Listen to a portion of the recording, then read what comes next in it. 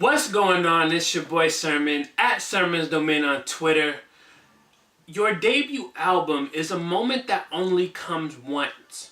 Far from a new artist, Nipsey Hussle is finally getting the chance to put out his debut album. His hustle is relentless, his grind is inspiring, and his journey is definitely memorable. Back in 2008, 2009, Nipsey Hussle signed a deal with Epic Records. And he never got a chance to shine. Epic didn't know what to do with him, despite having a record like Hustle in the House going strong. Epic never put the time and attention into Nipsey. So we never got his debut album, which at the time was titled South Central State of Mind. That experience soured major labels for Nipsey. At the time, he was like, I'm not signing with nobody, I'm going to stay independent, and he just grew his empire that way. It's very inspiring to see him do that and succeed, because he's had a lot of people try to hate on him and say he wasn't going to do this, he wasn't going to be able to do that, his $100 idea is stupid. So here he was, succeeding with each mixtape that he put out. Eventually, he was able to link up with Atlantic Records. They struck a partnership so that Nipsey could finally put out his debut album that's been 5 years in the making. Yes, it's been 5 years since he announced his debut album. This is Nipsey Hussle's Victory Lap. Now let me talk about my favorite songs, the first being the title track, Victory Lap, featuring Stacy Barthe. Stacy's voice is the first thing that you hear on this album. It's very inviting. I'm listening to her throughout the song, in the background of Nipsey's verses, as well as doing the hook, and I'm thinking to myself, nobody else could have made this song as great as she did. She really owned her guest appearance on here. I think it might be one of my favorite features on Victory Lap. Nipsey himself is rapping the best that he is on this entire album. I think the first two tracks are the ones where Nipsey is really going off. Some of the best rapping that I've heard from him in a long time. Which is great because you want to reel the people in. You want to bring them into your world. You want them to feel like they need to listen to this album. And that's exactly what the intro does. Nipsey gives you a lot of different, sides of him on this record. You obviously got the inspiring lines where he's like, find your purpose or you waste an air. Nipsey is a no-nonsense type of person. So when he tells you something, he's not going to sugarcoat it. He's not going to present it in a way that sounds nice. No, find your purpose or you waste an air. There was two lines that really kind of confused me. I'm going to read them and I'm going to discuss why I was kind of confused by them. I'm not saying that they're bad by any means, but they was just kind of confusing, worth discussing. He said, they tell me, hustle, dumb it down, you might confuse them. It's that weirdo rap y'all motherfuckers used to. So when I listen to Nipsey Hussle, I absolutely don't think that he raps in a complicated manner. This is not a Lupe Fiasco or a Kendrick Lamar. This is Nipsey Hussle giving you exactly what you expect out of him all the time, and he's direct. If you listen to Nipsey Hussle and you're confused by it, you need him to dumb it down, I'm sorry, you're listening wrong. So I was confused. I was like, who is telling Nipsey Hussle that he has to dumb his music down?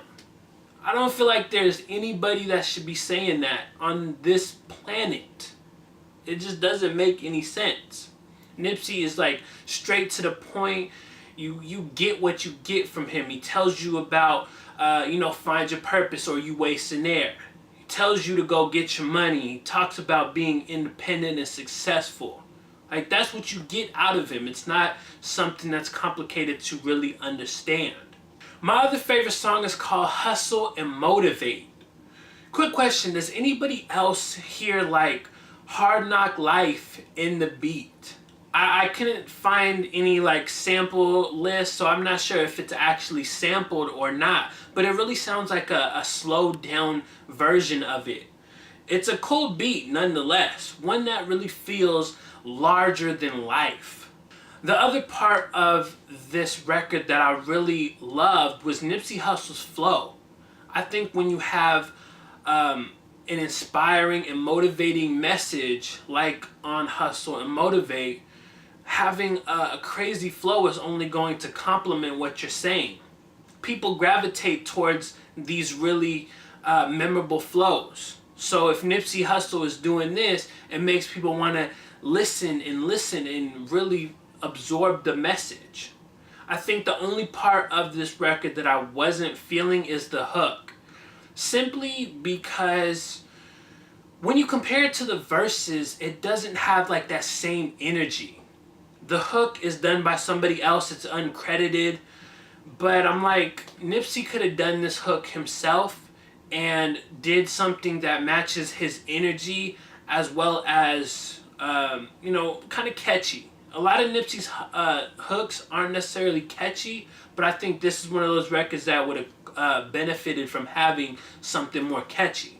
Now, I'm not saying that the words in the hook are bad. I'm just saying like the delivery of it all just doesn't fit. Like I get it, the words in the hook, they match what Nipsey Hussle is talking about on the song, but ultimately it just didn't work for me. I have two honorable mentions I wanted to talk about real quick. The first is Rap Niggas. This is one of the singles, and leading up to the album, like the last 24 hours, I really jumped back into the singles to kind of get excited for the album and kind of see if any of the singles sound better like now than they did. And this one definitely did. I think it's hands down one of the best beats on the album. And like I mentioned when I was talking about Victory Lap, the song, this is track 2. So the first 2 tracks are some of the best rapping that Nipsey Hussle has done in a really long time. It ranks up there with some of his best songs.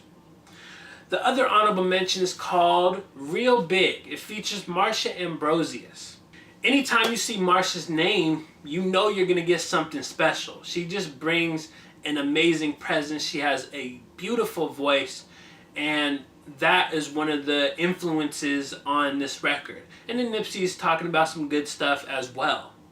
Nipsey Hussle is a good rapper, but Victory Lap tends to feel a little bit repetitive. I think that some of the ideas in the subject matter tends to like bleed over on the album to a point where I'm thinking like I'm listening to these same ideas projected in a different way. And I think there's nothing particularly wrong with that. I just think that in the context of an album, you don't want to lean on the side of being repetitive. I think Nipsey Hussle's Victory Lap could have benefited from being shorter. If some of these songs were like random loosies and singles that weren't attached to an album, I think they would flare a little bit better. Because if you're supposed to listen to an album from start to finish, you don't want it to feel repetitive. You don't want to feel like you're listening to the same stuff over and over again. It doesn't come off as a very ideal way for this album. Now, with that said, I'm not saying that I disliked a lot of songs on here. There were like a few records and then some moments, particularly in the guest features that I'll discuss real brief, that I wasn't a big fan of. But overall, as an album, I was impressed and I'm enjoying it. And I intend to continue enjoying it long after I finish this review. So as I said though, some of the guest features were not good. Puff Daddy and The Dream were very unnecessary on the records they're on. Puff Daddy, I thought he was going to have this epic, braggadocious rant, but he didn't. He does a few ad-libs on Young Nigga. I'm listening to it, I'm just like, okay, when is Puff gonna do more? He's gonna come on, say something, even a verse. But no, it's just like some ad-libs. It's a very small presence that if it wasn't there, I wouldn't miss it. The Dream, his part on Million While You Young, it really doesn't add anything. I'm listening to that song, I'm like, okay, the first 2 minutes is gold. Nipsey is going in on this record. And then the Dreams part comes on, everything kind of slows down, and I'm just like, ugh. He's not even saying anything that's really super relative to the song. It's another feature that could have been omitted. Victory Lap really doesn't differentiate itself from past Nipsey Hussle projects. Now, I don't say that as a knock on it, because Nipsey has always delivered quality projects. I'm just looking at it from a standpoint that you're delivering your debut album over a decade of you being around, being, growing your empire in a sense.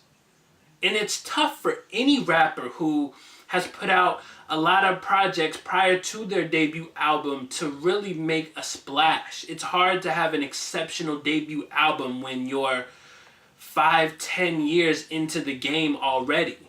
I think that's the only thing that was slightly disappointing about Victory Lap. Otherwise, the production on it is stellar. It really fits Nipsey Hussle's brand. Besides being a little repetitive, I really do like the messages on the album. I love the lyrics because there's many that you can just pull apart and feel inspired by. This album is mixed really well. Like, between the mixing and the transitions, it all like fits together. This is definitely an album sounding quality. I love what mixed by Ali, who's done a lot of like TDE stuff. He does like most of Kendrick's albums. He linked up with Nipsey and did this album, and it really is like a great reflection.